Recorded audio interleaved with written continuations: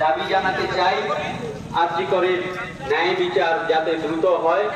আমরা এই মানববন্ধন থেকে বার্তা দিতে চাই যে আমরা আর কোনো আরজিকর চাই না। আমাদের এই গোটা দেশে, আমাদের এই ময়নার সহ বিভিন্ন জায়গার আমাদের বাড়ির মা বোনেরা তারা বিভিন্ন কর্মস্থলে, বিদ্যালয়ে, রাস্তাঘাটে বিভিন্ন জায়গায় তারা যাতে সুরক্ষিত থাকে সেই অঙ্গীকার নিতে আমরা আজকে এখানে মানববন্ধন কর্মসূচি সম্পন্ন করছি।